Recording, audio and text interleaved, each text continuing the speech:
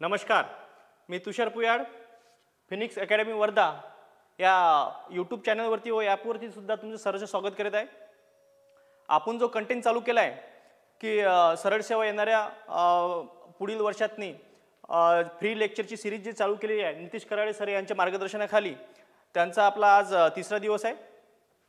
तसेच या येणाऱ्या 26 जानेवारी या म्हणजे रिपब्लिक डे निमित्त सरांनी काही ऑफर्स ठेवलेले आहे, म्हणजे त्यावरती 60% ऑफ देत आहे सर।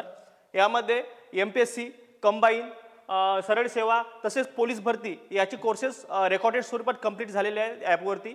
तसेच तुम्ही या ऑफरचा सर्वजण फायदा घेऊ शकता। तसेच यावरती समजा जर तुम्हाला जर काही अडचणी आल्यास खाली नंबर दिलेला आहे, या नंबरवरती हेल्पलाईन नंबरवरती तुम्ही कॉन्टॅक्ट करून काही प्रश्न जर विचारायचे असतील तर ते विचारू शकता तुम्ही, ठीक आहे। तर आपण आज आपल्या टॉपिककडे वळू। आपल्या टॉपिकचं नाव आहे आज कोळसा। कोळसाच याला इंग्लिशमध्ये कोल असे म्हणतात। कोळसा आणि कोल हे एकच समानार्थी शब्द आहे, कोळसा। आता कोळसा नेमकं तयार कसा होतो, याच्यावरती प्रश्न कशा स्वरूपात येतात आणि याचं प्रश्नाचं स्वरूप कसं असते हे आपण या लेक्चरमध्ये कव्हर करणार आहे। तसं कोळसाच म्हणजे काय, भूगर्भात प्रचंड दाबाखाली जो भूगर्भ जो असतो आपल्या जमिनीच्या खाली, त्याच्यामध्ये खूप प्रचंड वरून दाब येतो। त्या प्रचंड दाबाखाली वनस्पती व अवशेष कोणाचे, तर जे आपल्या समुद्रामध्ये जे अवशेष सापडतात प्राणी, जे आपले सजीव प्राणी, त्याचे जे अवशेष आहे त्या अवशेष आहे सजीव प्राण्याचे, ठीक आहे। हे जे अवशेष आहे हे ते कशाचे आहे, ते सजीव प्राण्यांचे अवशेष आहे। या द्रव पदार्थाचा निचरा झाला व उरलेले खनिज दगडासारखे घट्ट आणि कठीण बनले, यालाच कोल किंवा दगड म्हणतात। सॉरी, इथं हे सजीव म्हणजे याच्यापासून जे आहे सजीव अवशेष, याच्यापासून आपलं गॅस आणि क्रूड ऑइल तयार होते। या ठिकाणी थोडीशी मिस्टेक झाली। आता हे बघू आपण, जे अवशेष वनस्पती आणि जे वनस्पतीचे जे अवशेष आहे त्याच्यापासून जे तयार होतो त्याला आपण कोळसा असे म्हणतात, ठीक आहे। हे लक्षात ठेवा। जे आपले समजा कोळसा कसा तयार झाला, मी तुम्हाला याचं थोडक्यात उदाहरण सांगतो। पृथ्वीवर पहिल्यांदा नाही का सर्वत्र झाडं पसरलेली होती, म्हणजे खूप सारे जंगलं होते। काही वेळेस भूकंप होऊन किंवा काही आपल्या भूगर्भाला भेगा पडून ते आपले जे झाड आहे ते पूर्ण आतमध्ये आपल्या भूगर्भामध्ये गेले आणि त्याच्यावरती प्रचंड प्रमाणात असा दाब पडल्यानंतर जे झाडं होते त्याचे जे वनस्पती म्हणजे त्याचे अवशेष, त्याच्यावर जो दाब पडून त्याचं रूपांतर हे कोळशामध्ये झालं। आणि कोळशावर परत जर आणखीन काही प्रमाणात जर दाब वाढला तर याचंच रूपांतर हे हिऱ्यामध्ये सुद्धा होतं, ठीक आहे।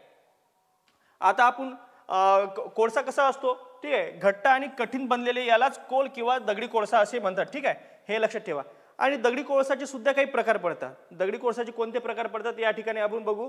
एक अँथ्रासाइट, बिटुमिनस, लिग्नाइट आणि पीट, हे आपले 4 प्रकार पडतात। यावरती डेफिनेटली प्रश्न येतो, कंबाईन, MPSC तसेच सरळ सेवा, इतरही एक्झाममध्ये IBPS, TCS यांनी याच्यावरती प्रश्न विचारण्याचे चान्सेस खूप सारे आहे, ठीक आहे। तर याच्यामध्ये कोणकोणते येते, एक अँथ्रासाइट येते, अँथ्रासाइट, बिटुमिनसला ब्राऊन कोल असे म्हणतात, ठीक आहे। अँथ्रासाइट, बिटुमिनस, लिग्नाइट, पीट।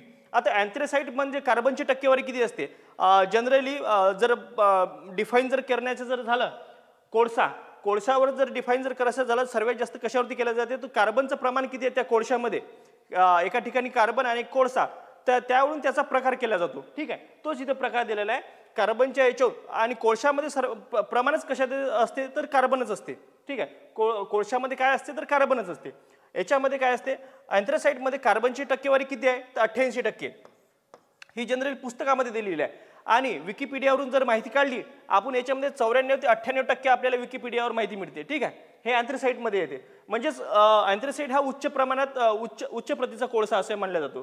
त्याच्यानंतर दुसरं येते ते म्हणजे बिटुमिनसला ब्राऊन कोल असे म्हणतात।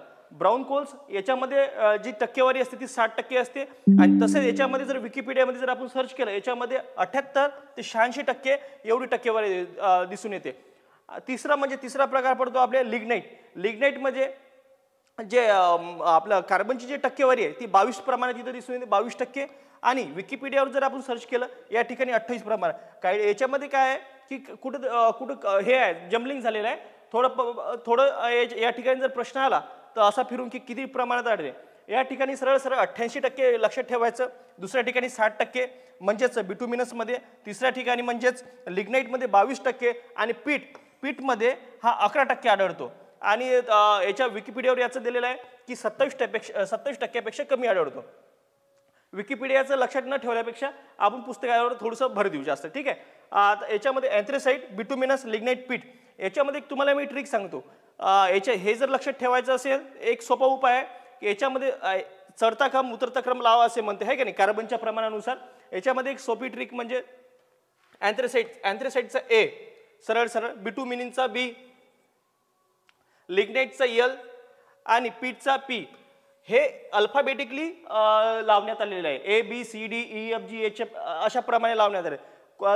जर मागं पुढे जम्बलिंग करून जर दिले तुम्हाला तर या प्रश्नात जर स्वरूप आलं की चढत्या क्रमानुसार किंवा उतरत्या क्रमानुसार कार्बनच्या प्रमाणानुसार जर हे लावा म्हणून याच्यामध्ये प्रश्न जर आला तर तो ए बी सी डी अशा प्रमाणे जर तुम्ही लावू शकता म्हणजे तुम्हाला हे लक्षात राहील. आता नेक्स्ट बघू आपण. ठीक आहे. आता यापैकी पीठ जो प्रकारचा कोळसा आहे ज्याच्यामध्ये किती टक्के सांगितलेले 11%. ठीक आहे. 11% जे आपण सांगितलेलं कार्बनचं प्रमाण यापैकी पीठ प्रकारच्या कोळशाला निकृष्ट प्रतीचा तर अँथ्रेसाइटमध्ये किती सांगितले 88% सांगितलेलं आपण. याला अँथ्रेसाइट सर्वोत्कृष्ट प्रतीचा कोळसा असे समजले जाते. ठीक आहे. तर सर्वात निकृष्ट कोणता समजला जातो तो पीठ कारण त्याच्यामध्ये कार्बनचं प्रमाण हे सर्वात कमी आहे. किती आहे 11% आहे. आणि दुसरा सर्वात उत्कृष्ट प्रतीचा कोळसा कोणता समजला जातो, सर्वात उत्कृष्ट प्रतीचा कोळसा ह्या अँथ्रेसाइट समजला जातो कारण याच्यामध्ये कार्बनचं प्रमाण सर्वात जास्त आहे. ठीक आहे. हे याच्यावरती प्रश्न येतात सरळ सरळ. आता नेक्स्ट पॉईंट कव्हर करू आपण. गाडले गेलेले मृत वनस्पतीपासून कोल तयार होण्याच्या प्रक्रियेला कार्बोनायझेशन म्हणतात. या ठिकाणी आणखी असा प्रश्न येऊ शकतो की कार्बोनायझेशन म्हणजे काय आहे का नाही. सरळ सरळ एक डेफिनेटली प्रश्न आहे की कार्बोनायझेशन म्हणजे काय की कोळशा आपले जे वनस्पती आहे गाडलेल्या वनस्पतीपासून कोळसा निर्मितीची जी प्रक्रिया आहे त्याला काय म्हणतो तर आपण कार्बोनायझेशन म्हणतो. या ठिकाणी कार्बोनायझेशनची हे डेफिनेशन लक्षात ठेवायचं. ठीक आहे. आता हा पॉईंट कव्हर झाला. आता नेक्स्ट पॉईंट कव्हर करू आपण. कोळशापासून कोलटार म्हणजे आता कोळशापासून काय काय तयार होते ते या ठिकाणी आपण कव्हर करू. कोळशापासून कोलटार व तसेच कोल गॅस इत्यादी मिळवता येते. म्हणजे कोळशापासून इतर प्रमाणात आपल्याला मिळतात. कोळशाचा उपयोग बऱ्याच ठिकाणी केला जातो. तसेच कोळशापासून काय काय पदार्थ मिळवतात ते या ठिकाणी सांगितलेलं आहे. कोलटार तसेच कोल गॅस आपण याचं पण बघणार आहे. हे काय आहे नेमकं, याचा उपयोग कसा केला जातो ते आपण बघूच. ठीक आहे. कोकला इंग्लिशमध्ये सुद्धा कोक म्हणतात, मराठीमध्ये सुद्धा कोकच म्हणतात. याच्यासाठी काय मराठीमध्ये असं स्पेशलाइज नाव नाही आहे. ठीक आहे. आता हा काय कोक काय आहे तर हा आपण या ठिकाणी समजून घेण्याचा प्रयत्न करू. हा कसा आहे कठीण, सच्छिद्र आणि काळा पदार्थ आहे. सच्छिद्र आणि अछिद्र. सच्छिद्रमध्ये ज्याला छिद्र असतात ज्याच्यातून पाणी मुरते त्याला सच्छिद्र म्हणतात आणि जे अछिद्र असते ज्याच्यामध्ये कोणत्याही प्रकारचे होल असत नाही त्याच्यामध्ये पाणी मुरत नाही त्याला अछिद्र असे म्हणतात. ठीक आहे. आता या ठिकाणी सच्छिद्र सांगितलं आहे. कठीण आहे. कसा आहे हा प्रकार, कसा आहे कोकचा तर कठीण आहे. दुसरं काय सांगितलं आहे सच्छिद्र आहे. याच्यामध्ये म्हणजे काय सच्छिद्र याला छिद्र असतात. ठीक आहे. दुसरं काय सांगितलं हा काळा पदार्थ आहे. ऑब्विसली आहे कोळसा म्हणल्यावर हा काळा असणारच आहे. ठीक आहे. आता नेक्स्ट पॉईंट कव्हर करू आपण या ठिकाणी. हा शुद्ध कार्बनचे रूप आहे. तर हे रूप कसे आहे कार्बनचे, जो कोक आहे याला काय म्हटलं जाते हे शुद्ध कार्बनचे रूप म्हटलं जाते. तिसरा पॉईंट कव्हर करू. कोकचा उपयोग पोलाद निर्मितीत तसेच बहुतांश धातूचे निष्कर्षणासाठी केला जातो. एक्स्ट्रॅक्शन मध्ये याचा उपयोग केला जातो. सर्वात म्हणजे याचा काय कोकचा उपयोग कुठे केला जातो सर्वात जास्त आपल्या भारतामध्ये पोलाद निर्मितीत. तसेच इतरही देशामध्ये पोलाद निर्मितीचे जे हे कारखाने याच्यामध्ये कोकचा म्हणजेच कोळशापासून जे कोक तयार होतो त्याचा जो उपयोग आहे सर्वात जास्त कशामध्ये केला जातो धातूच्या निष्कर्षणासाठी केला जातो. तसेच बहुतांश पोलाद निर्मितीमध्ये केला जातो. ठीक आहे. हा या ठिकाणी पॉईंट कव्हर केलेला आपण. आता नेक्स्ट बघू. नेक्स्ट मध्ये कोलटारला मराठीमध्ये डांबर म्हणतात. ठीक आहे. कोलटार यालाच मराठीमध्ये काय म्हणतात डांबर असे म्हणतात. ठीक आहे. डांबर आपण सर्वांनी बघितलेलं असेल ते रोडवरती जे आपले जे म्हणजे जे काळे रोड आहे सिमेंट रोड सोडून जे समजा आपले काळे रोड होते पहिले डांबरी रोड म्हणत होतो आपण त्यांना. ते जे तयार झाले ते कशापासून झालेले कोळशापासून जो कोलटार मिळवला जातो ते डांबर त्याच्यापासून ते तयार केलं जातं. आता याचा आपण कव्हर करू. हा कसा पदार्थ आहे काळा आहे, घट्ट द्रव आहे आपण बघितलं असेल की एखाद्या वेळेस डांबरीकरणाचं ज्यावेळेस काम चालू असतं त्यावेळेस आपण तो बघतो, त्याला उष्णता देऊन तापवल्या जाते, त्याच्यानंतर तो पातळ होतो, आहे का नाही? कसा असतो? घट्ट द्रव्य असतो. जवळपास 200 विविध पदार्थापासून हा डांबर बनवला जातो. याच्यामध्ये या डांबरामध्ये जवळपास 200 विविध पदार्थ टाकले जातात. कोलटार, तसेच त्याच्या कोलटारमध्ये म्हणजे डांबरामध्ये या कोळशाचं प्रमाण सुद्धा असतं. तसेच आपल्या क्रूड ऑइलचे जे झालेलं जे असतं समजा वेस्ट मटेरियल ते सुद्धा त्याच्यामध्ये यूज केलं जातं. जवळपास म्हणजे 200 विविध पदार्थापासून डांबर बनवतात. ठीक आहे, हे लक्षात ठेवा. त्याच्यानंतर याचा उपयोग विविध रंगारी, तर या डांबराचा उपयोग किंवा समजा या कोलटाचा उपयोग कोण्या ठिकाणी केला जातो या ठिकाणी बघू. याचा उपयोग विविध रंगारी म्हणजे जे आपले रंगारी असतात त्यांच्यामध्ये जे विविध जे रंगारी असतात त्याच्यामध्ये याचा उपयोग केला जातो. तसेच लेपामध्ये सुद्धा याचा उपयोग केला जातो. औषधीमध्ये सुद्धा याचा उपयोग होतो. हे लक्षात ठेवायचं इथं महत्त्वाचं पॉईंट.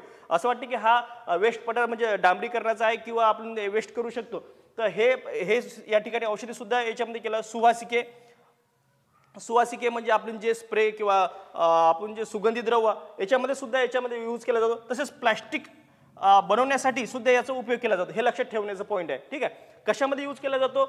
विविध रंगारी, लेप, औषधी, सुवासिके म्हणजे सुगंधी द्रव्ये, तसेच त्याच्यानंतर प्लास्टिक इत्यादी बनवण्यासाठी याचा उपयोग होतो. ठीक आहे. तसेच डांबर गोळी आपण बघितलंच असेल की जे डांबराच्या गोळ्या आपण आपल्या कपड्यावरती किंवा कपड्यामध्ये झाकून ठेवतो किंवा त्यांचा चांगला सुगंध यासाठी, तर डांबराची गोळी बनवण्यासाठी सुद्धा याचा उपयोग होतो. ठीक आहे. त्याच्यानंतर परंतु बिटुमिन हा पेट्रोलियम पदार्थ डांबराऐवजी रस्त्यासाठी वापरला जातो. तुम्हाला सांगितलंच आहे सर्वात जास्त याचा उपयोग कशासाठी केला जातो, तर हा सर्वात जास्त रस्त्यासाठी याचा वापर केला जातो. हे या ठिकाणी पॉईंट लक्षात ठेवायचं. ठीक आहे. नेक्स्ट आपण आता कोल गॅस. आता कोळशापासूनच कोल गॅस तयार होतो आणि या कोल गॅसचा उपयोग आणि कोल गॅस कसं काय आहे ते आपण या ठिकाणी या पॉईंटच्या माध्यमातून कव्हर करू. ठीक आहे. कोल गॅस म्हणजेच कोलचे कोकमध्ये रूपांतर करते वेळी कोल गॅस तयार होतो. आपण आताच बघितलं कोळशापासून कोलटार ह्या ठिकाणी असे विविध पदार्थ निर्मित केले जातात. तसेच याचं उत्पादन कधी होते, हे याचं दुय्यम उत्पादन आहे. कोल गॅस हा एक दुय्यम उत्पादन आहे. ज्या वेळेस मुख्य पदार्थाचं उत्पादन केले जाते त्यावेळेस हा दुय्यम पदार्थ उपयोग म्हणजे निर्माण होतो आणि त्याचा सुद्धा आपण सदुपयोग करू शकतो. आता बघा याच्यामध्ये काय, कोकमध्ये आपला जो कोल आहे म्हणजेच कोळसा याचे कोलमध्ये रूपांतर करते वेळी या कोल गॅसचं निर्मिती होते. ठीक आहे. या कोल गॅसची तयार होतो किंवा निर्मिती होते. तसेच त्यामध्ये कोल गॅसचा वापर रस्त्यावरती दिवे म्हणजे स्ट्रीट लाईट, जे आपले स्ट्रीट लाईट असतात, रस्त्यावरची दिवे असतात, यासाठी लंडनमध्ये 1810 मध्ये साली सर्वप्रथम करण्यात आला. तर या ठिकाणी हा पॉईंट येतो, या ठिकाणी लक्षात ठेवायचा आहे की यावरती प्रश्न डेफिनेटली येण्याचे चान्सेस जास्त आहे की कोल गॅसचा वापर रस्त्यावरील दिवे म्हणजे स्ट्रीट लाईट साठी कधी करण्यात आला, तर कधी आणि कुठे ह्या दोन गोष्टी लक्षात ठेवायचं. कुठे करण्यात आला? लंडनमध्ये. आणि कधी करण्यात आला? तर 1810 मध्ये. ह्या दोन गोष्टी या ठिकाणी लक्षात ठेवायचं आहे, कारण यावरती डेफिनेटली प्रश्न येऊ शकतो. ठीक आहे, हा महत्वाचा पॉईंट आहे. आता नेक्स्ट पॉईंट करू. ठीक आहे, करण्यात आला व त्यानंतर न्यूयॉर्कमध्ये 1820 साली ठीक आहे या ठिकाणी वापरला गेला. वापर केला या ठिकाणी तुम्ही. ठीक आहे, वापर केला. कधी? कोल गॅसचा वापर रस्त्यावरील दिवे म्हणजे स्ट्रीट लाईट लंडनमध्ये कधी केला? 1810. आणि न्यूयॉर्कमध्ये कधी केला? तर 1820. या ठिकाणी हे लक्षात ठेवायचं. आता नेक्स्ट बघू आपण. आता पेट्रोलियम हे समुद्रात राहणाऱ्या सजीवापासून मिळते. लक्षात ठेवा, जे आपलं पेट्रोलियम जे पदार्थ आहे, पेट्रोलियम किंवा आपण पेट्रोलियम पदार्थाला क्रूड ऑइल म्हणू. ठीक आहे.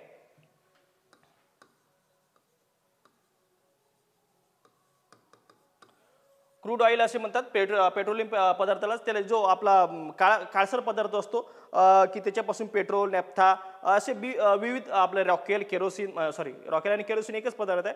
असे विविध पदार्थ किंवा डांबर हे याच्यापासून निघाले जाते, त्यालाच आपण क्रूड ऑइल म्हणतो. ठीक आहे. पेट्रोलियम पदार्थ नेमकं आहे काय?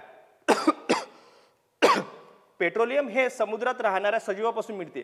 जेव्हा हे सजीव मरतात तेव्हा समुद्राच्या बुडाला जातात आणि कालांतराने त्यावर मातीचा आणि वाळूचा थर जमा होतो व ते 1000 ते 3000 मिलीमीटरचा खोल असतो. म्हणजे ते साधारणतः काय असते की जे समुद्रामध्ये जे मृत अवशेष असतात, जसे की आपण आपल्या जे नदीमध्ये जे मच्छी मासोळ्या जे काही असन किंवा जे काही प्राणी असतात, सजीव प्राणी असतात, त्याचे जे अवशेष असते त्यांचे अवशेष ते वाहून नेले जाते समुद्रामध्ये. समुद्रामध्ये जे गाळ असते, समुद्र तळ एक म्हणून एक प्रकार असतो, त्याच्यामध्ये समुद्र तळावरती ते नेऊन साचवल्या जातं. त्याच्यावरती मोठ्या प्रमाणात काय होतो, ते मातीचा आणि वाळूचा थर यावर जमा होतो आणि प्रचंड दाबाप्रमाणे ते खाली दाबल्या जातात आणि ते कालांतराने त्याच्यावर दाब म्हणजे किती किती मीटर खाली, तर ते 1000 ते 3000 मीटर खोलवर ते दाबले जातात आणि त्याच्यावर प्रचंड दाब होऊन त्याचं रूपांतर पेट्रोलियममध्ये होतं, म्हणजेच काय, तर क्रूड ऑइलमध्ये होतं. लाखो वर्षानंतर हे काही एक साधारणतः की हे हजार म्हणजे किंवा 500-600 वर्ष किंवा म्हणजे 10-12 वर्षात होणारी क्रिया नाही, ही म्हणजे जनरली लाखो वर्षापर्यंत चालणारी एक क्रिया आहे. त्याच्यानंतर ते तयार होते. त्याच्याचमुळं जे आपण जे यूज करणार जे पेट्रोल आहे किंवा क्रूड ऑइल्स आहे ते आपण कमी प्रमाणात, म्हणजे जेवढं आपल्याला गरज आहे त्याच प्रमाणात आपण उपयोग केला पाहिजे. ठीक आहे. लाखो वर्षानंतर हवा नसताना त्या ठिकाणी हवा ऑब्व्हियसली राहणारच नाही समुद्राच्या खाली. अतिशय जास्त तापमान आणि अतिशय जास्त दाबाखाली हे मृत सजीवांचे रूपांतर पेट्रोलियम व नैसर्गिक वायूमध्ये होते. ठीक आहे. हे लक्षात ठेवा या ठिकाणी की पेट्रोलियम गॅस या ठिकाणी लक्षात ठेवायचं, क्रूड ऑइल आणि पेट्रोलियम जो गॅस आहे आपला, या ठिकाणी हे जवळजवळच सापडत असतात. कधी पण बघितलं, आता जे आपलं मुंबईला लागून जे आपलं हे जिथून आपण हे घेतो उत्पादन घेतो आपल्या याचं, मुंबईचा पश्चिमेला 176 किलोमीटरवर आपलं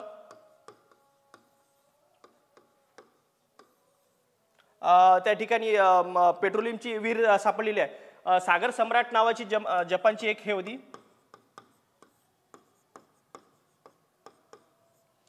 सागर सम्राट नावाची एक जपानची जहाज होती. त्याने सर्वात प्रथम तिथं 1973 ला शोध लावला होता त्या ठिकाणी. ठीक आहे. आणि त्याच्यानंतर 1974 3 फेब्रुवारी 1974 या ठिकाणी त्याचं उत्पादन सुरू झालं. हे लक्षात ठेवायचं, जे कधी सुरुवात झालं याचं पेट्रोलियम गॅसचं आपल्या भारतामध्ये, तर 3 फेब्रुवारी 1974. ते कुठे, तर आपल्या याच्यात अरबी समुद्रामध्ये याच्या मुंबईच्या पश्चिमेस 176 किलोमीटरवर. ठीक आहे. हे या ठिकाणी लक्षात ठेवा. तसेच लाखो वर्षानंतर हवा नसताना अतिशय जास्त तापमानावर आणि अतिशय जास्त दाबाखाली हे मृत सजीवांचे रूपांतर पेट्रोलियम व नैसर्गिक वायूमध्ये होते. ठीक आहे. कशामध्ये होते, क्रूड ऑइल आणि नैसर्गिक वायू दोन्हीमध्ये पण होते. आता नेक्स्ट आपण करू, जगातील पहिली तेलाची विहीर पेनिसिल्व्हिया म्हणजेच USA मध्ये. या ठिकाणी हा पॉईंट लक्षात ठेवायचा, जगातील पहिली तेलाची विहीर, जी तेल आहे, तेल म्हणजेच काय तर बाबा क्रूड ऑइल. ठीक आहे. पहिली विहीर पेनिसिल्व्हिया कुठे, पेनिसिल्व्हिया USA मध्ये, युनायटेड स्टेट अमेरिका. ठीक आहे. पेनिसिल्व्हिया कुठे आहे, तर USA मध्ये. इथे 1859 कधी सुरुवात झाली याचं उत्खनन, तर 1859 साली खोदली गेली आणि 1867 साली भारतात आसाम, तर भारतातील सर्वात प्रथम कुठे झालं, तर भारतात आसाम राज्यात मकान, भारतात कुठे, तर आसाम राज्यात मकान येथे तेल काढले गेले. कुठे काढले गेले, तर भारतातली कुठे काढले गेले, तर आसाम राज्यात. सर्वात प्रथम काय केलं, हे जे इंग्रज होते त्यांनीच, या इंग्रजांनी याचा शोध लावला होता की भारतामध्ये क्रूड ऑइलचं कुठे प्रमाण असू शकते, तर ते आसाममध्ये सर्वात प्रथम यांनी शोधून काढलं होतं. हे आसाम हे राज्य, आणि आसाममध्ये जर कोणत्या ठिकाणी असा जर प्रश्न आला तर हे मकान. ठीक आहे. मकान या ठिकाणी तेल काढण्यात आले. कधी, 1867. आणि सर्वात प्रथम याचा शोध कुठे लागला होता, तर पेनिसिल्व्हिया USA मध्ये. ठीक आहे. युनायटेड स्टेट ऑफ अमेरिका या ठिकाणी त्याचा शोध लागला होता. ठीक आहे. हे दोन प्रश्न महत्वाचे आहे या ठिकाणी, हे लक्षात ठेवा. त्यानंतर नेक्स्ट आपण पॉईंट क्लिअर करू. भारतात आसाम, गुजरात, मुंबई आहे. ठीक आहे. भारतात कुठं, आसाम, गुजरात आणि मुंबई आहे. हे तुम्हाला सांगितलं. मुंबई हायची उत्खननाची सुरुवात कधी झाली, 1973 ला त्याचा शोध लागला. ठीक आहे. 1973 ला शोध लागला. कोणी केले, तर जपानची सागर सम्राट नावाची एक जहाज होती. याच्यावरती प्रश्न आलेला आहे, हे तुम्हाला सांगितलेलं आहे. जपानची सागर सम्राट नावाची जहाज होती. त्यांनी तिथे जाऊन पहिल्यांदा खनन केलं आणि त्याच्यानंतर त्याचा शोध लागला.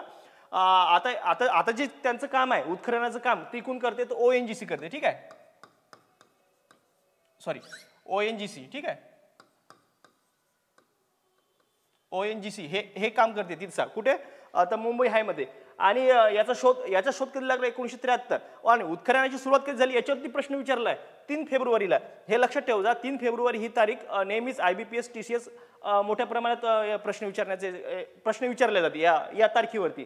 ठीक आहे. आणि या सागर सम्राट या जहाजावरतीच मागील 1-2 वर्षामध्ये पण सुद्धा प्रश्न आलेले आहे. कधी आणि मुंबईच्या पश्चिमेस आहे. कुठे आहेत? मुंबईच्या पश्चिमेस म्हणजे अरबी समुद्रात. तर किती किलोमीटरवर याच्यावर सुद्धा प्रश्न आलेला आहे. तर याच्यावर किती किलोमीटरवर आले? 176 किलोमीटरवर पश्चिमेस आहे. ठीक आहे. आता नेक्स्ट पॉईंट आपण क्लिअर करू. पेट्रोलियमचे शुद्धीकरण. आता पेट्रोलियम आहे तर पेट्रोलियमचे शुद्धीकरण पण होणार. ठीक आहे. पेट्रोलियमचे शुद्धीकरण आपण कसं केलं जातो? म्हणजेच आपण जे क्रूड ऑइल आपण याच्यातून जे उत्खनन करतो मुंबई हाय किंवा आसाममधून, ठीक आहे, की त्या ठिकाणी जे त्याच्यातून उत्पादन केलं ते एकदम ब्लॅक, आपला समजा एकदम काळा पदार्थ असतो, म्हणजे असं घट्ट काळा पदार्थ असतो. त्याच्यापासून आपण पेट्रोल, नॅफ्ता, केरोसिन आणि जे काही डांबर जे काही असे विविध पदार्थ आहे त्याला तापून म्हणजेच ऊर्ध्वपतन करून त्याची याच्यावर पण प्रश्न येऊ शकतो. त्याला ऊर्ध्वपतन म्हणतात. ठीक आहे.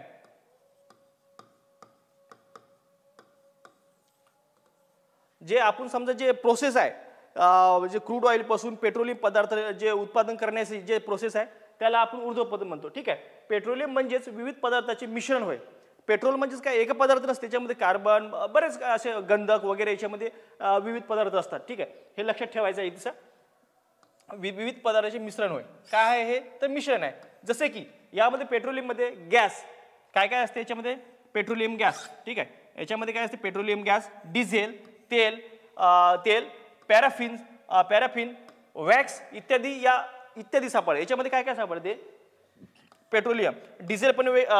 डिझेल वेगळे केले जाते, पेट्रोल वेगळे केले जाते, तेल म्हणजेच पेट्रोल, पॅराफिन, वॅक्स, त्याच्यानंतर बाकी इतर केरोसिन वगैरे आहे याच्यामध्ये ते वेगळे केले जातात. ठीक आहे. इत्यादी पदार्थ, या प्रत्येक पदार्थाला वेगळे करणे म्हणजे शुद्धीकरण करणे होय. आणि शुद्धीकरणाची जी प्रोसेस आहे त्यालाच ऊर्ध्वपतन असे म्हणतात. हे या ठिकाणी लक्षात ठेवायचं आहे. ठीक आहे. नेक्स्ट पॉईंट कव्हर करू आपण. पेट्रोलियम पासून बरेच उपयोगी पदार्थ मिळतात ज्याला पेट्रोकेमिकल्स असे म्हणतात. आता पेट्रोल पासून जे पदार्थ मिळवले जातात त्याला काय म्हणले जाते? तर पेट्रोकेमिकल्स. हे एक सोपं नाव आहे, तुम्हाला लक्षात ठेवायला जड जाणार नाही. पेट्रोलियम पासून काय मिळतं तर ते पेट्रोकेमिकल्स. ठीक आहे. हे एक तुमच्या सहज सोपं लक्षात राहू शकतं. ठीक आहे. नेक्स्ट आपण पॉईंट क्लिअर करू. याचा उपयोग अपमर्जके म्हणजे डिटर्जंट तसेच पॉलिस्टर. आता पेट्रोकेमिकलचा जो उपयोग आहे ते कशामध्ये केला जातो ते आपण या ठिकाणी बघू. तर याचा उपयोग कशा केला? अपमर्जके म्हणजेच डिटर्जंट म्हणजे जे आपण जे कपडे साफ करण्यासाठी किंवा इतरही आपले लादी किंवा जे काही वस्तू आहे स्वच्छ करण्यासाठी जे वापरतो त्याला डिटर्जंट म्हणतो. ते डिटर्जंट्स तसेच पॉलिस्टर जे आपले कपडे तयार केला जातं, पॉलिस्टर जो धागा आहे तो याच्यापासून तयार केला जातो. नायलॉनचे जो धागे असते, तसेच ॲक्रोलिक सारखे फायबर्स, जे ॲक्रोलिक सारखे जे फायबर्स असतात, आणि पॉलिथिन व प्लॅस्टिक बनवण्यासाठी होतं. पॉलिथिन व प्लॅस्टिक, पॉलिथिन आणि प्लॅस्टिक याच्यामध्ये सुद्धा फरक आहे बरं. पॉलिथिन आणि प्लॅस्टिक एकच नाही आहे, याच्यामध्ये वेगवेगळे प्रकार पडतात. तर आपण खोलात डीपमध्ये न जाता डायरेक्ट याचा हे या ठिकाणी करू. तर या पेट्रोलियम जे समजा पेट्रोकेमिकल्स आहे याचा उपयोग काय काय होतो या ठिकाणी हे लक्षात ठेवायचं. अपमर्जके म्हणजे डिटर्जंट्स, तसेच पॉलिस्टर, नायलॉन्स, ॲक्रोलिक सारखे फायबर्स आणि पॉलिथिन व प्लॅस्टिक बनवण्यासाठी होतो. या ठिकाणी हे लक्षात ठेवायचं. ठीक आहे. आता नेक्स्ट बघू. या ठिकाणी हायड्रोजन गॅस हा नैसर्गिक वायूपासून मिळतो. हायड्रोजन गॅस हा आता नवीन आलेला एक प्रकार आहे. तर हायड्रोजन गॅस हा नवीन म्हणजे जुनाच आहे पण आता प्रचलित आलेला प्रकार आहे. तर हायड्रोजन गॅस हा नैसर्गिक वायूपासून मिळतो. ठीक आहे. हायड्रोजन गॅस कुठून मिळतो? तर नैसर्गिक वायूपासून मिळतो. याचा वापर युरिया खत निर्मितीत होतो. तर हायड्रोजन गॅसचा वापर मुख्यतः कुठे केला जातो? तर युरिया निर्मितीत, जो आपण आपल्या शेतामध्ये नायट्रोजनचं प्रमाण वाढवण्यासाठी केला जातो आणि त्याचं उत्पादन मोठ्या प्रमाणात घेण्यासाठी जे वापरला जातो. काय वापरला जातो? तर आपण युरिया, NPK मधला जो प्रकार आहे तो युरिया खताचं आपण जास्त प्रमाणात घेऊन म्हणजे नायट्रोजनचं प्रमाण जमिनीत वाढवलं जातो आणि ते आपल्या पोषक म्हणून आपल्या वनस्पतीला मिळून त्याच्यापासून आपण जास्त उत्पादन घेतो. तोच तो युरिया आहे. तो कशापासून बनवला जातो? हायड्रोजन गॅस हा नैसर्गिक वापर करून तो मिळवला जातो. आणि याच्यामुळेच आपल्या शेती उत्पादनाचं प्रमाण मोठ्या प्रमाणात घटत आहे. कारण याचं जे आपण जे युरियाचा जो खताचा उपयोग आहे तो दिवसेंदिवस मोठ्या प्रमाणात वाढवला आहे आपण. त्याच्यामुळंच आपली जे जमीन आहे ती बंजर होण्याच्या मार्गावर जास्त प्रमाणात चालत आहे. ठीक आहे. आता नेक्स्ट पॉईंट याच्यामध्येच कव्हर करू. युरिया खत निर्मितीत होतो, यामुळे पेट्रोलियमला ब्लॅक गोल्ड असे म्हणतात. त्याच्या ब्लॅक गोल्ड कशाला म्हणतात? याच्यामध्ये काय हायड्रोजन गॅस आहे नैसर्गिक वायूपासून मिळतो, याचा वापर युरिया खत निर्मितीत होतो, यामुळेच पेट्रोलियमला ब्लॅक गोल्ड म्हणून ओळखले जाते. ब्लॅक गोल्ड कशाला म्हणले जाते? तर पेट्रोलियम पदार्थाला म्हणले जाते किंवा पेट्रोलियम पदार्थाला असे म्हणले जाते. या ठिकाणी हा पॉईंट लक्षात ठेवायचा आहे. ठीक आहे. याचा प्रश्न येऊ शकतो. जेट्रोपा, जो जेट्रोपा एक वनस्पती आहे. जेट्रोपा करंज या वनस्पतीपासून इंधन तेल मिळवण्याचा प्रयत्न सध्या सुरू आहे. आता तुम्हाला माहितीच आहे सौदी अरेब जे काय आहे यांचे जे खाणी आहे ते दिवसांदिवस कमी कमी होत आहे. याची जी पातळी आहे ती कमी कमी होत आहे. आणि आपल्याला माहित आहे हे पारंपरिक स्रोत आहे. ऊर्जेचे कसे आहे? पारंपरिक स्रोत आहे. कोळसा झाला, पेट्रोलियम पदार्थ झाला, हे कसे आहे? पारंपरिक स्रोत आहे. हे काही दिवसांना संपणारे आहे. ते हे नवनीकरणीय आहे का अनवनीकरणीय आहे? म्हणजे याचं अनवनीकरणीय आणि नवनीकरणीयमध्ये दोन प्रकार पडतात.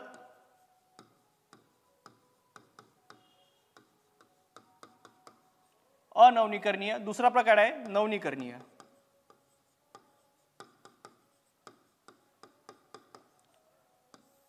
अनवनीकरणीय म्हणजे काय की जे पदार्थ संपल्यानंतर पुन्हा तयार होणारा खूप कालावधी लागतो, म्हणजे लाखो वर्ष लागतात, ते या अनवनीकरणीयमध्ये जातात. जसे की कोळसा झालं, त्याच्यानंतर पेट्रोलियमचे पदार्थ झालं, की हे जे पदार्थ आहे हे अनवनीकरणीयमध्ये जाते. आणि नवनीकरणीयमध्ये जसं की सौर ऊर्जा एक झालं, सौर ऊर्जा. ठीक आहे. सौर ऊर्जा, तसेच आपण जलविद्युत, पवनविद्युत, जलविद्युत झाला, पवनविद्युत झाला. त्याच्यानंतर जे आपण की जे वारंवार आपल्याला तयार करता येते की त्याला आपण नवनीकरणीयमध्ये टाकतो. ठीक आहे.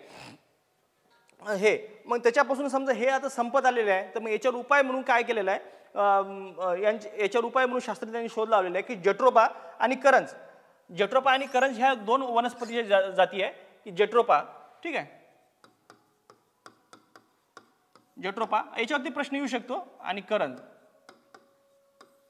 ह्या जे दोन जाती आहे याच्यापासून मोठ्या प्रमाणात तेल निर्मिती केली जाऊ शकते आणि ते स्वस्त पण आहे. त्याच्यामुळे ते आणि शेतकऱ्यांसाठी फायद्याचं पण आहे. त्याच्यामुळे या वनस्पतीपासून इंधन तेल मिळवण्याचा प्रयत्न सध्या भारतातही सुरू आहे आणि इतर देशातही सुरू आहे. ठीक आहे. तसेच एक सांगायचं म्हणजे जवळपास आपल्या भारतामध्ये एकूण जे उत्पादन आहे तेलाचं, जे एकूण उत्पादन आहे त्यापैकी तेलाच्या 50% उत्पादन हे मुंबई हाय मधून केले जाते. ठीक आहे. 50.60%.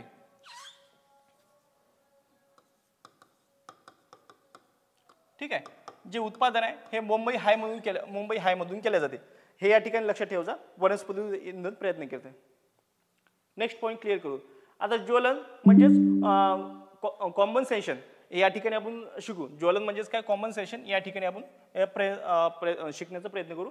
ज्या रासायनिक अभिक्रियेत पदार्थ ऑक्सिजन सोबत मिसळून उष्णता तयार करतो त्यास ज्वलन म्हणतात. आता ज्वलन होण्यासाठी सर्वात महत्त्वाचा घटक म्हणजे हे जो ऑक्सिजन आहे ना, हो ऑक्सिजन लागतो.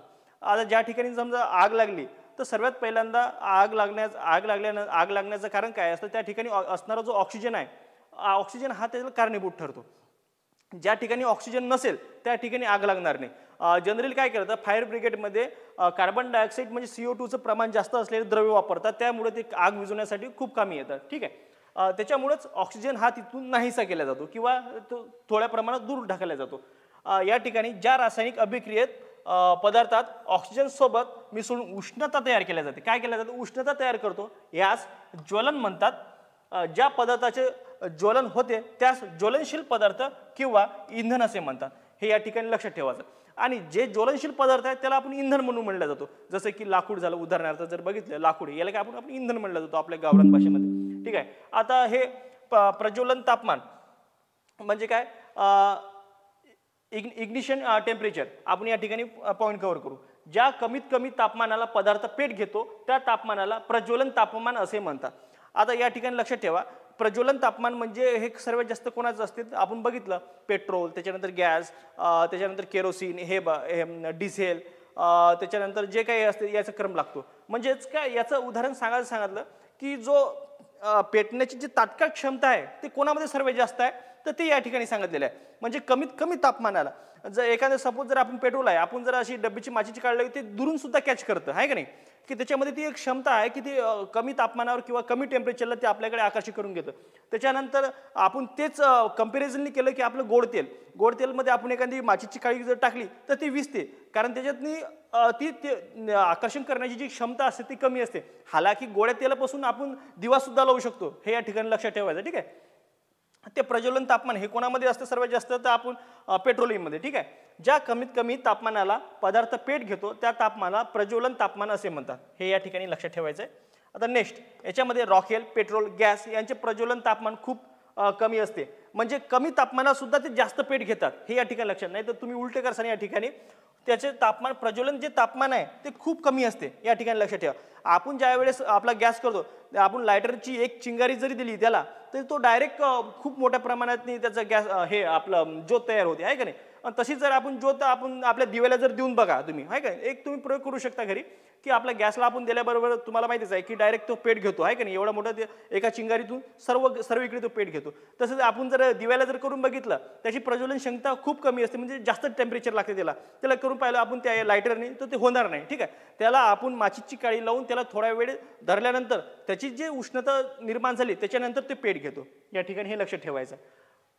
हे समजलं असेल तुम्हाला. आता नेक्स्ट आपण टॉपिक कव्हर करू. ठीक आहे. आता इम्पॉर्टंट पॉईंट काय आहे याच्यामध्ये, आता याच्यामध्ये इम्पॉर्टंट पॉईंट दगडी कोळसा हा परंपरागत ऊर्जा स्रोत असून याचा शोध सांबर व हतले यांनी लावला. याचा शोध लावणारे जे शास्त्रज्ञ आहे, हे इम्पॉर्टंट पॉईंट आहे, मी तुमच्यासाठी काढून आणलेले. याचा शोध कोणी लावला याच्यावरती प्रश्न आलेले आहे. त्याचा शोध कोणी लावला, सांबर व हॅतले. ठीक आहे. सांबर व हॅतले यांनी लावलाय. यावरती प्रश्न येतो, सरळ स्ट्रेट फॉरवर्ड प्रश्न आहे.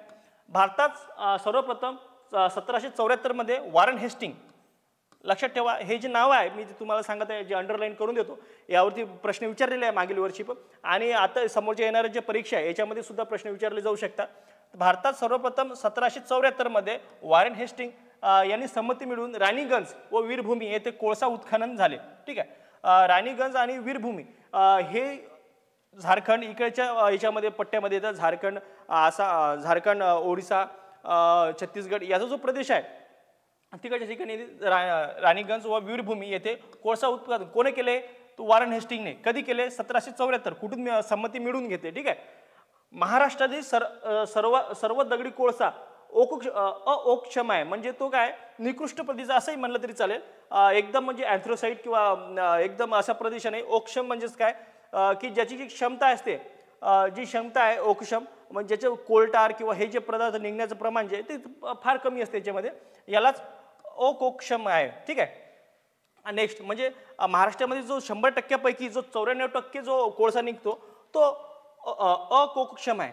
ठीक आहे. आणि 5.9 हा कोक्षम आहे, लक्षात ठेवायचं या ठिकाणी. नेक्स्ट एवढं लक्ष डीपमध्ये गेलं नाही तरी चालेल, हे तुम्हाला मी जनरली सांगितले. फक्त लक्षात ठेवायचं अकोक्षम आहे महाराष्ट्रातील जो कोळसा निघतो.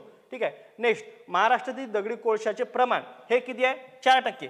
भारताच्या 100%, भारतात 100% उत्पादन होणाऱ्या कोळशाच्या महाराष्ट्रामध्ये जे प्रमाण आहे ते किती आहे, तर 4% आहे, या ठिकाणी लक्ष ठेवायचं आहे. नेक्स्ट म्हणजे दुसरं म्हणजे साठे. आता साठे कुठे सापडतात, तर गोंडवाना संघाच्या दामुदा मालेतील बाराकार समुदायातील खडकात सापडते. दगडी खडकात जो दगडी कोळसा आहे तो कुठे सापडतो आपल्याला, तो गोंडवाना संघाच्या. ठीक आहे. गोंडवाना संघ याच्यावरती प्रश्न आलेला आहे, तेच प्रश्न तुम्हाला इथे घेतात. दामुदा मालेतील बाराकार समुदायातील खडकात दगडी कोळसा सापडतो, या ठिकाणी हे लक्ष ठेवायचं पॉईंट.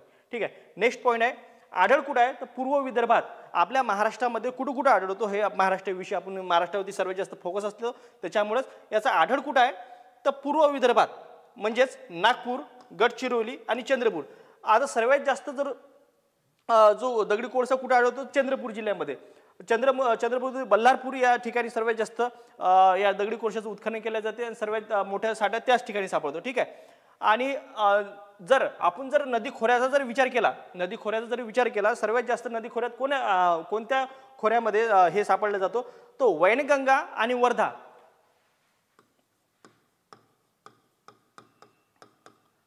वैनगंगा व वर्धा हे आमची सिटी आहे. वर्धा या नदी खोऱ्याचे, यांच्या जे नदी खोरे आहे या नदी खोऱ्यामध्ये महाराष्ट्रामध्ये सर्वात जास्त जे कोळशाचं उत्पादन आहे किंवा कोळसा जो सापडतो तो आपल्याला इथेच सापडतो. आणि कोळसा आपल्या इकडे सापडण्याचं कारण म्हणजेच आपल्या इकडे बेसॉल्ट जे पूर्व विदर्भात सापडण्याचं कारण म्हणजे पूर्व विदर्भामध्ये जो बेसॉल्टचं जे प्रमाण आहे, खरं सांगायचं म्हणजे महाराष्ट्रात जो असा भाग आहे, ठीक आहे, याच्यामध्ये जो हा थोडासा कोकणची किनारपट्टी सोडली आणि थोडासा खालचा भाग जर सोडला असा, तर या ठिकाणातनी बेसॉल्टचे प्रमाण सर्वात जास्त आहे. बेसॉल्ट म्हणजेच काय, लाव्हारसापासून झालेला जो पदार्थ आहे त्याच्यामध्ये, आणि जो त्याच्यामुळं काय या ठिकाणी जो आपल्याला हे आहे किंवा खनिज द्रव्य किंवा आपल्याला जे काय म्हणते खनिजे ते या ठिकाणी सापडत नाही. त्याच्यामुळे जो पूर्व विदर्भ आहे, लक्षात ठेवण्यासाठी पण सोपा आहे, जो पूर्व विदर्भ आहे कन्सेप्ट या ठिकाणीच होते की पूर्व विदर्भामध्ये सर्वात जास्त खनिजे सापडतात. पूर्व विदर्भामध्ये कोणते, जसे नागपूर, गडचिरोली, चंद्रपूर या ठिकाणी सर्वात सापडतात. आणि यवतमाळमध्ये सुद्धा थोड्या प्रमाणात का होईना पण हे सापडतं. ठीक आहे, यवतमाळ कशासाठी प्रसिद्ध आहे या ठिकाणी लक्षात ठेवू शकतो, तर आपण यवतमाळ हे चुनखडी यासाठी सुद्धा प्रसिद्ध आहे, ज्याच्यापासून आपण चुना किंवा कॅल्शियमचं जो प्रमाण आहे ते या ठिकाणी आपण यूज केला जातो. हे कदाचित तुम्हाला समजलं असेल पॉईंट. आपण नेक्स्ट पॉईंट कव्हर करण्याचा प्रयत्न करू. ठीक आहे, महाराष्ट्रातील दगडी कोळशाचे सर्वाधिक साठे बल्लारपूर. तुम्हाला सांगितलं महाराष्ट्रातली कुठे आहे, बल्लारपूर कुठे येते, तर चंद्रपूरमध्ये. ठीक आहे,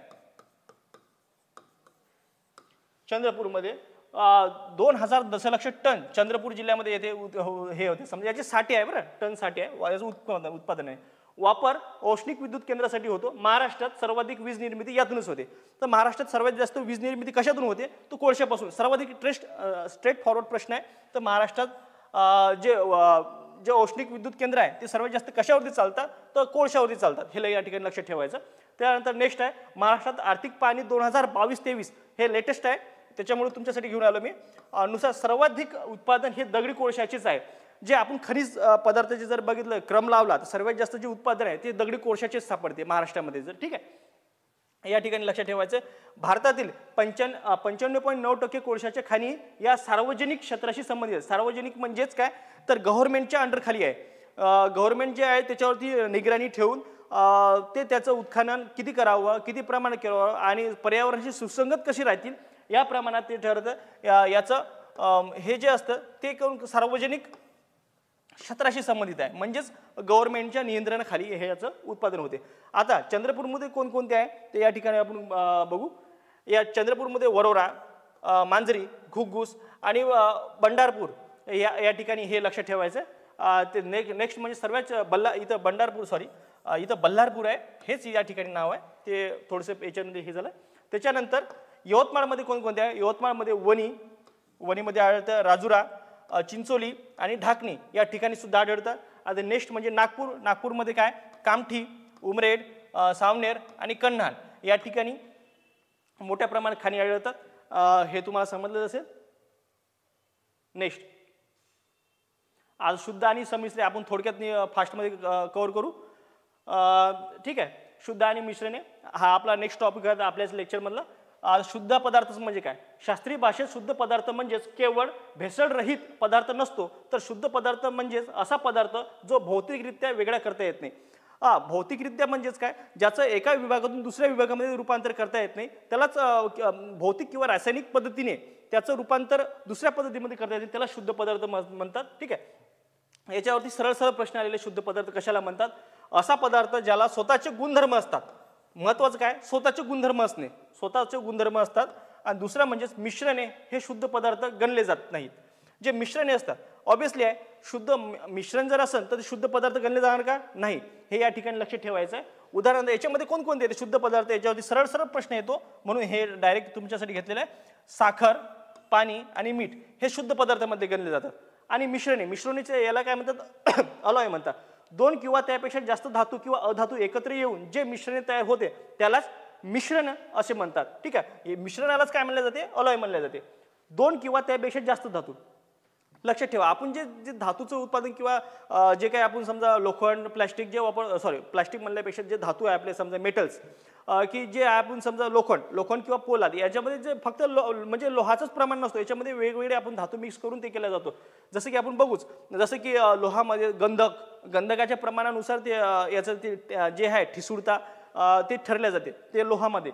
आता नेक्स्ट याच्यामध्येच बघू, 2 किंवा त्यापेक्षा जास्त धातू किंवा अधातू एकत्र येऊन जे मिश्रण तयार होतात त्याला संमिश्रणे म्हणतात.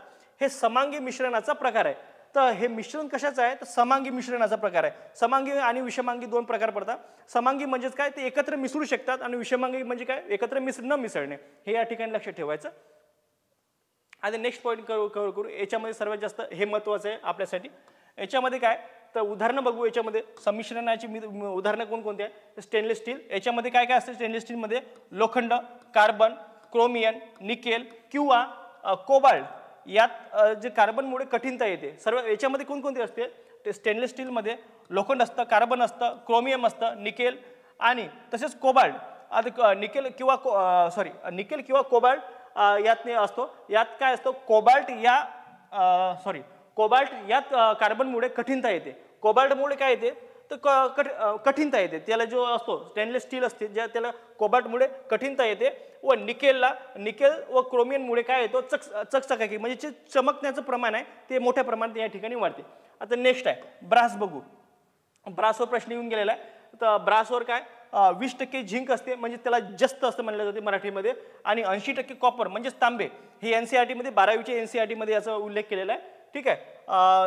त्याच्यानंतर ब्रांजमध्ये काय ब्रांजमध्ये काय येते तांबे प्लस टीन म्हणजेच कथील या संमिश्रणात तांब्याचा उपयोग केला जातो. आता नेक्स्ट याच्यामध्ये काय तर या संमिश्रणात तांब्याचा जो मऊपणा नष्ट होतो तो याच्यामुळेच होतो. कशामुळे जो तांबे असतो आणि याच्यामध्ये कथील मिसळला जाते त्याच्यामुळे याचा कठीणपणा जो येतो याला.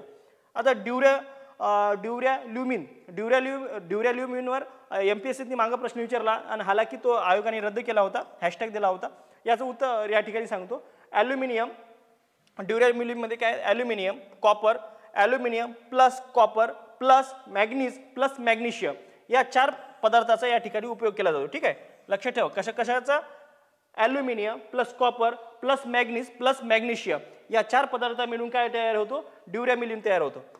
5वा पॉईंट म्हणजे गन मेटल कशापासून तयार केला जातो यावरती सरळ प्रश्न आलेला आहे. IBPSने विचारलेला आहे गन मेटल कशापासून तयार केला जातो कॉपर प्लस टीन प्लस झिंक या ठिकाणी लक्षात ठेवायचं. ठीक आहे. झिंक हे याच्यापासून गन मेटल तयार होते. आणि नेक्स्ट आहे मॅग्नेलियम म्हणजेच मॅग्नेशियम प्लस ॲल्युमिनियम. हे लक्षात ठेवण्यासाठी पण सोपं आहे. मॅग्नेलियम म्हणजे या नावामध्येच तुम्हाला हे सापडून जाईल. मॅग्ने आणि लियम म्हणजेच मॅग्नेशियम प्लस ॲल्युमिनियम हे या ठिकाणी लक्षात ठेवायचे. ठीक आहे. नेक्स्ट जर्मन सिल्वर म्हणजेच कॉपर. याच्यामध्ये कॉपर असतं. ठीक आहे. कॉपर 25 ते 30% असतो. तसेच झिंक 25 ते 30% प्लस निकेल. हे आता हे पर्सेंटेज तुम्ही लक्षात ठेवले नाही तरी चालेल. महत्त्वाचं काय कॉपर असतं याच्यामध्ये, झिंक असतं आणि निकेल हे 3 द्रव्य म्हणून काय जर्मन सिल्वर तयार केलं जातं. ठीक आहे. आता नेक्स्ट आहे संमिश्र. हे भौतिक पद्धतीने वेगळी करता येत नाहीत. जे संमिश्री आहे जे भौतिक पद्धतीने वेगळे केले ते वेगळे करायचे असले आपल्याला रासायनिक पद्धत वापरावी लागते. आता नेक्स्ट या ठिकाणी आपण बघू. ठीक आहे. आता इम्पॉर्टंट पॉईंट आहे तुमच्यासाठी उत्कलनांक. जसे तापमान वाढते तसे त्या पदार्थाची रेणूची जी गतीज आहे ते ऊर्जा ते वाढत जाते. त्यालाच आपण कायनेटिक एनर्जी असे म्हणतो. ठीक आहे. या ठिकाणी हे लक्षात ठेवायचं आहे. जसे तापमान वाढते तसे त्या पदार्थाची रेणूची जी गतीज त्याच्यामध्ये जे रेणू असतात जे घट्ट पकडून ठेवलेले असतात त्याच्यामुळेच त्याला कठीणता येते. त्याची जी गतीज ऊर्जा आहे ते वाढतेच त्याला काय म्हणलं जाते कायनेटिक एनर्जी म्हणले जाते. ठीक आहे. नेक्स्ट एखाद्या स्थायूचा द्रवणांक म्हणजेच तो स्थायू किती मजबूत आहे हे दर्शवण्याचं जेवढा जास्त द्रवणांक तेवढी जास्त मजबूतता स्थायूमध्ये असते जाते. म्हणजेच की आपल्याला समजा पोलाद आणि याचं जर उदाहरण घेतलं आपण स्टीलचं याचे जे द्रवणांक आहे द्रवणांक हा वेगवेगळा असतो. म्हणजेच जेवढे जास्त याला उष्णता तापवण्यासाठी लागेल किंवा स्थायूपासून द्रव पदार्थामध्ये बनवण्यासाठी लागेल त्याच्यामुळं त्याचे जो हे आहे जेवढं जास्त तेवढा त्याला मजबूत आहे. जेवढा जास्त उष्णता लागेल तेवढा तो मजबूत आहे असं समजलं जातो. ठीक आहे. बर्फापेक्षा याच्यामध्ये काय असते की जो बर्फ असतो बर्फ जो असतो बर्फामधले जे हे असते पाणी आणि जो बर्फ असतो त्या पाण्यामध्ये सर्वात जास्त तापमान असतो. या ठिकाणी तो पॉईंट मिस झालाय. बर्फाचा जो पाणी असतो 0°C आणि बर्फ जो असतो त्या बर्फापेक्षा पाण्यामध्ये सर्वात जास्त ती रेणूची जी गतीज ऊर्जा जास्त असते. त्याच्यानंतर नेक्स्ट आपण या ठिकाणी करू 100°C बर्फ वाफेमधील कणामध्ये तेवढ्याच तापमानाच्या पाण्यापेक्षा जास्त ऊर्जा असते. तर या ठिकाणी दुसरा पॉईंट असा की जे 100 सेल्सिअसचे जे पाणी आहे आणि जे वाफ आहे तर वाफेमध्ये सर्वात जास्त गतिज ऊर्जा असते हालाकी पाण्यापेक्षा, ठीक आहे. आणि पाणी आणि बर्फाचं जर कंपॅरिझन केलं तर पाण्यामध्ये असते हालाकी बर्फापेक्षा. या ठिकाणी हे लक्षात ठेवायचे सरळ सरळ, ठीक आहे. स्थायी रूपी CO2 म्हणजेच -57 या टेम्परेचर खाली CO2चं उत्पादन केले जाते. यालाच आपण शुष्क बर्फ असे म्हणतो, ठीक आहे. जो जनरली लग्न कार्यामध्ये वाफ देण्यासाठी किंवा आपल्या स्टेजवरती जो धुवाधार प्रमाणे वापरला जातो धुवा निर्मिती करण्यासाठी तोच त्याला शुष्क बर्फ म्हणला जातो, ठीक आहे. स्थायी रूपी CO2 त्याला सॉलिड CO2 म्हणले जाते. उच्च दाबाखाली त्याची स्थायी रूपी CO2 तयार होतो. याचा दाब कमी केला असता त्याचे रूपांतर CO2 मध्ये वायूमध्ये तयार होते. या ठिकाणी आपण हा पॉईंट कव्हर केलेला आहे. जेवढी जास्त आर्द्रता तेवढेच कमी बाष्पीभवन घडून येते. या ठिकाणी हे पण एक पॉईंट आहे की जेवढी जास्त आर्द्रता असेल तेवढेच त्या ठिकाणी बाष्प प्रमाणाचं जे घडून येते ते कमी येते. त्याच्यानंतर नेक्स्ट 7वा पॉईंट, बर्फाने भरलेल्या काचेच्या ग्लासात बाहेरून जे थेंब तयार होतात त्यावर जे चिकटून तयार होतात त्याला काय म्हणलं जाते, संघनन असे म्हणले जाते.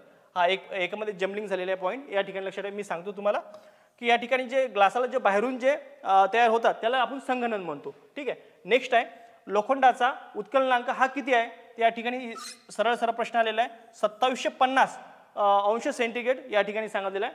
नेक्स्ट आहे प्रयोगशाळेत वापरात येणारे थर्मामीटर 10 अंश ते 110 अंश सेंटीमीटर पर्यंत तापमान मोजता येते. म्हणजे याचा जो थर्मामीटरचा जो डायमीटर आहे म्हणजे त्याची जी रेंज आहे ते कुठून कुठपर्यंत आहे, जे आपल्या प्रयोगशाळेमध्ये वापरले जातात त्याला कुठून कुठपर्यंत आहे, 10 अंश सेंटीग्रेड पासून 110 अंश सेंटीग्रेड पर्यंत. नेक्स्ट आहे साधारणतः थर्मामीटरमध्ये पारा वापरतात परंतु पारा हा विषारी असल्यामुळे त्याच्यामुळे मिनीमाटा रोग होतो. तुम्ही चेर्नोबिलची घटना ऐकलीच असेल की त्याच्यामुळे मिनीमाटा हा रोग होतो. मिनीमाटा हा एक कॅन्सरचा प्रकार आहे आपल्या जपानमध्ये झाला होता तो.